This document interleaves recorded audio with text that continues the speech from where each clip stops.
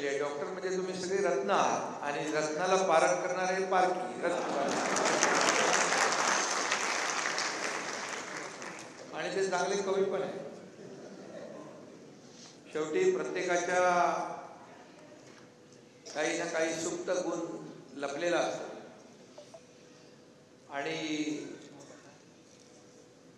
इथं आल्यानंतर एखाद्या कार्यक्रमातच ते व्यक्त होत असतात लोक. आणि म्हणून डॉक्टर रत्न पारखी या ठिकाणी उपस्थित आहेत. डॉक्टर स्मृती रत्न पारखी आमच्या ताई आहेत इकडं, आचार्य पवनजी आहेत, दूसरे सुखविंदर सिंह आहेत. आपने भी थोड़ा ही गाना बोल पर ज़्यादा बोलना चाहिए. मैंने इसके लिए तो आपका सत्कार किया था.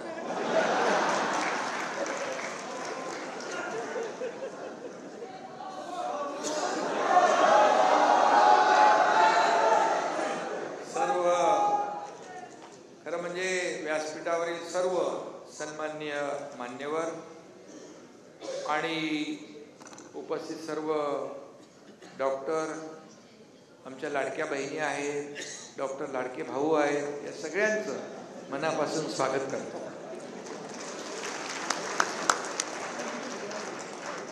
खरं म्हणजे डॉक्टर याचं स्थान जे आहे हे परमेश्वरानंतर दुसरं स्थान डॉक्टरचं असतं. कारण डॉक्टर जीव वाचवण्याचं काम करत असतो. मला रत्न पारखी म्हणाले तुम्ही मोठे आहात, पण मी मोठा नाही, तुमच्यापेक्षा छोटा आहे. कारण मला गरज लागली तर तुम्हालाच बोलवायला लागतं मला. आणि मगाशी आमच्या सातारच्या ताई, काय नाव तुमचं, स्मिता ताईंनी माझा परिचय करून दिला. आणि खरं आहे ते. शेवटी मी जो काही आता आपल्या समोर डेप्युटी चीफ मिनिस्टर म्हणून, उपमुख्यमंत्री म्हणून उभा आहे. मी 2022मध्ये मुख्यमंत्री झालो आणि माझा प्रवास त्यांनी सांगितला. कारण संघर्षातून आम्ही इथपर्यंत पोहोचलो. अगदी शेतकऱ्याच्या कुटुंबामध्ये जन्म झाला आणि शेतकऱ्याचा मुलगा मुख्यमंत्री होऊ शकतं हे मी महाराष्ट्राला दाखवून दिलं. त्यासाठी कठोर मेहनत असावी लागते, प्रामाणिकपणा, जिद्द असावी लागते आणि दुसऱ्याला मदत करण्याची दानत असावी लागते. आणि डॉक्टर तेच करत असतात. खरं म्हणजे मगाशी त्यांनी सांगितलं माझं शिक्षण अर्धवट सोडलं. मी नंतर ग्रॅज्युएशन केलं. नंतर मी ग्रॅज्युएशन केल्यानंतर टिळक विद्यापीठातून ताई MA फर्स्ट इयर पण केलं आणि माझं फायनल MA होणार त्यावेळेस सुरत व्हाया सुरत गुवाहाटी पोचलो.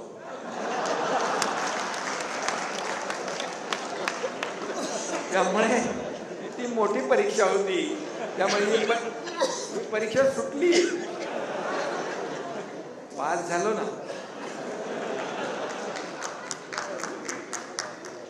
मी डॉक्टर नसलो तरी सुद्धा, आणि तुम्ही सांगितलं त्याप्रमाणे मी, माझा मुलगा खासदार डॉक्टर श्रीकांत शिंदे आहे, त्याला डॉक्टर बनवलं.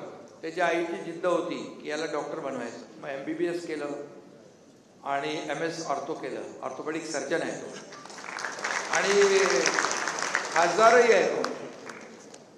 त्याचंही असंच झालं की तो जेव्हा शिकत होता आणि त्याचं फायनल वर्ष बाकी होतं MSचं, त्यावेळेस त्याला कल्याणमधून आम्ही लोकसभेला उभा केला आणि तो जिंकला, खासदार झाला तिकडे.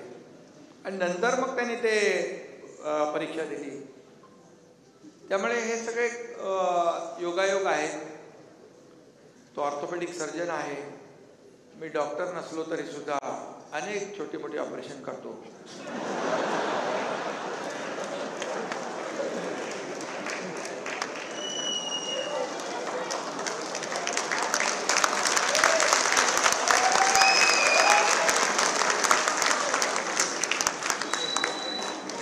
आणि मी केलेलं ऑपरेशन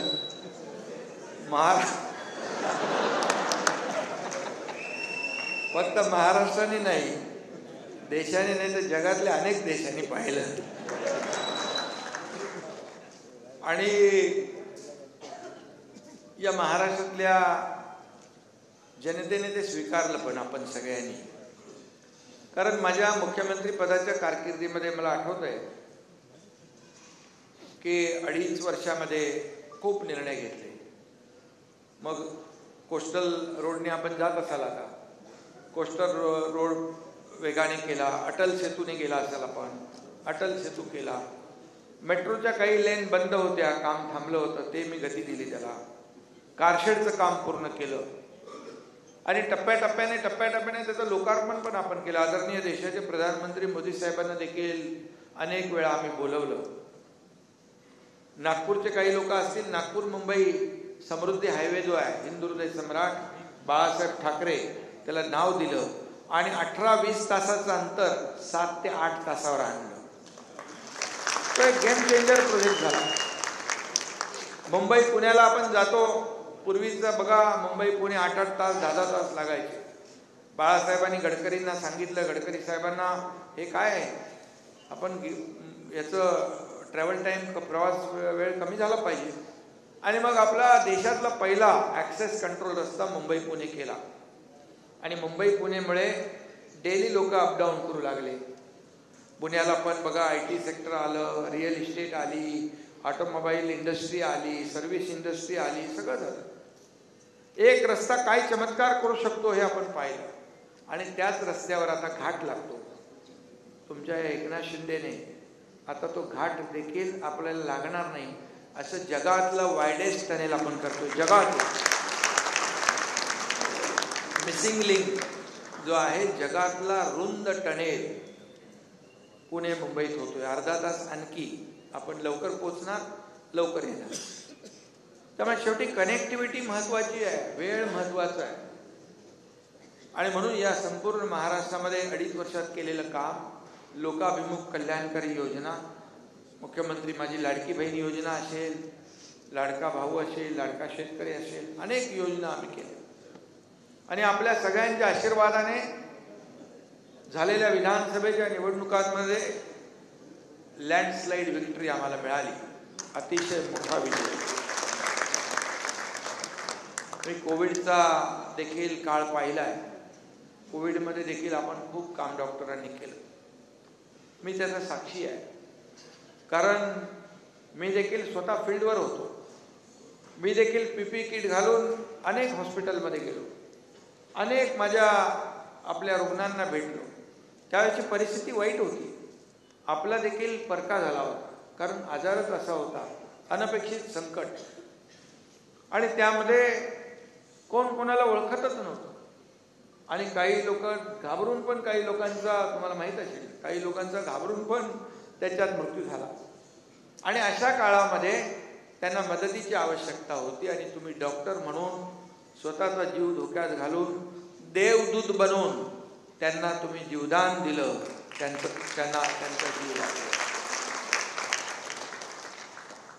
आणि असं करत असताना मला रोज SMS यायचे. माझी आई, बहीण, भाऊ, मी स्वतः असे आम्ही ॲडमिट आहोत, आता काय माझं खरं नाही, शेवटचं एकदा बघून जावा, असे मेसेज यायचे. आता मेसेज आल्यानंतर आपल्याला विचार करायचो, कधी खरंच काय अशी दुर्घटना घडली, आपल्या मनात आयुष्यभर खंत राहील. आणि मग मी काय थांबत नाही, मी पोस्ट ताबडतोब आणि मग PPE किट घालून त्यांना भेटायचो. एकदा ते मीडियामध्ये आल्यानंतर मला SMS जास्त जोरात येऊ लागले आणि मग 2दा मला कोविड झाला. आणि तुमचं ते VIP सिंड्रोम म्हणतात, ते कुठलं इंजेक्शन, रेमडेसिवीर, 7 रेमडेसिवीर मारले धनाधन. पण तो काळ पाहिला, ऑक्सिजनची परिस्थिती संपूर्ण राज्यामध्ये त्यावेळेस अगदी गडचिरोलीपर्यंत आम्ही ऑक्सिजन प्लॅन्ट उभे केले. त्यावेळेस माझ्याकडे MMRDA, सिडको, MSRDC अनेक विभाग, कोविड सेंटर उभे केले. त्यामध्ये तुमच्या डॉक्टरांचं फार मोठं योगदान. डॉक्टर आणि रुग्ण हे जे काही नातं आहे, हे नातं जे आहे हे डॉक्टरला आपण देवासमानच मानतो. कारण तुम्हालाही काही 24/7च काम करावं लागतं. इमर्जन्सी कधी आली तर तुम्हाला जावं लागतं आणि त्याचा जीव वाचतो.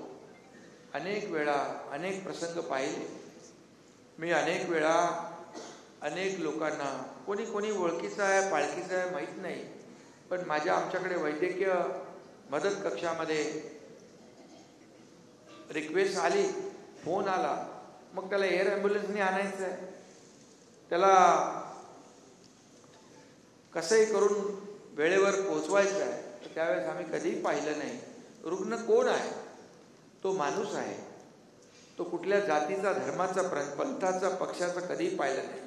त्याला एअर ॲम्ब्युलन्स पाठवली, ॲम्ब्युलन्स पाठवली, परंतु त्याचा जीव वाचवण्याचं काम मात्र डॉक्टर म्हणून तुम्ही केलं. मला आठवतंय गुजरातचे मुख्यमंत्री, त्यांचा मुलगा, त्याला देखील ब्रेनचा त्रास होता. तो देखील आपल्या हिंदुजामध्ये आला. मुंबईतल्या डॉक्टरांवर त्या मुख्यमंत्र्यांना देखील विश्वास. आणि मी तिथं स्वतः त्यांना रिसीव्ह करायला होतो. मी त्यांना म्हणालो, काळजी करू नका, तुम्ही आता इकडे मुंबईत आलात ना, तुमचा मुलगा बरा होऊन जाईल.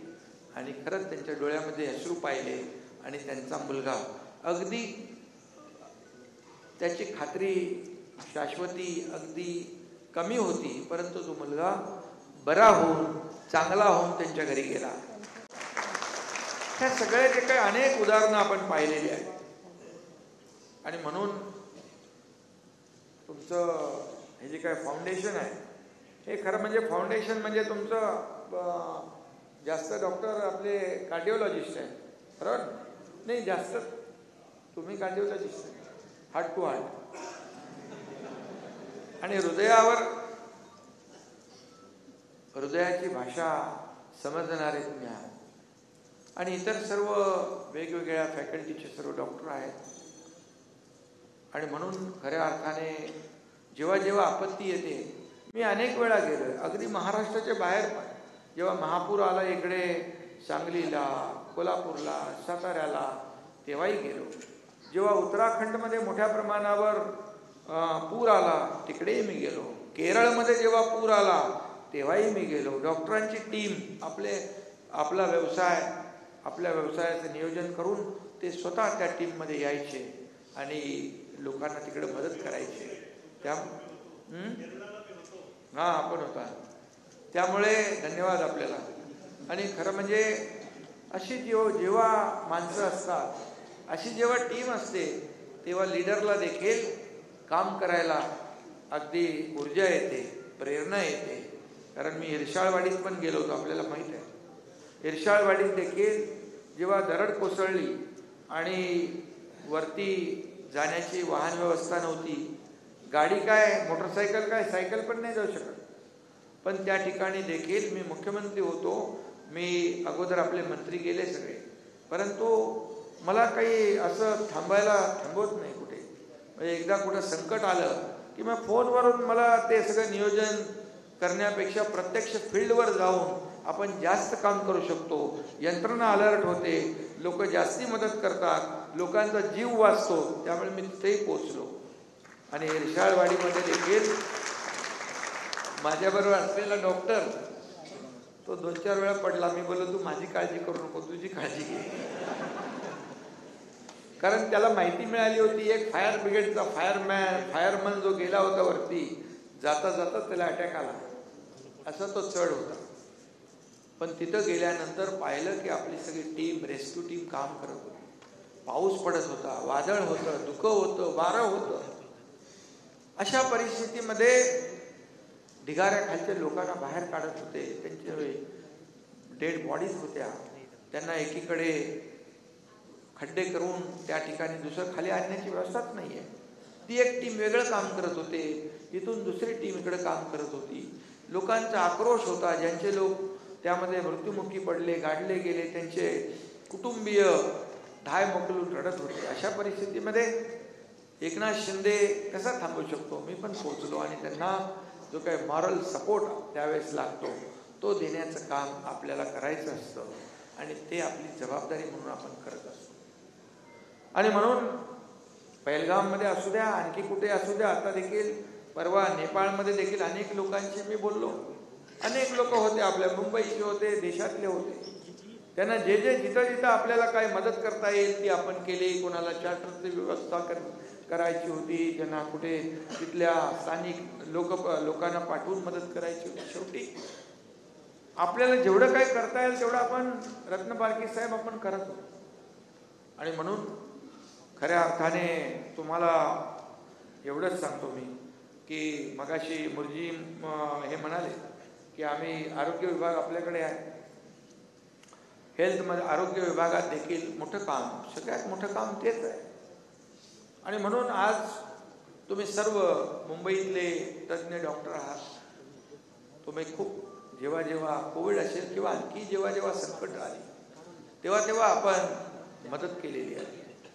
आणि मी देखील आमच्या आरोग्य मंत्र्यांना सांगितलं आता की आपल्याला शेवटी आपली आरोग्य व्यवस्था जी आहे ही अधिक बळकट करायची आहे, अधिक मजबूत करण्याची आवश्यकता आहे. आणि मग ज्यावेळेस कोविडमध्ये आपण पाहिलं ते कोविड सेंटर आपण उभे केले होते. टेम्पररी होते परंतु ते त्यावेळेस आवश्यक होते.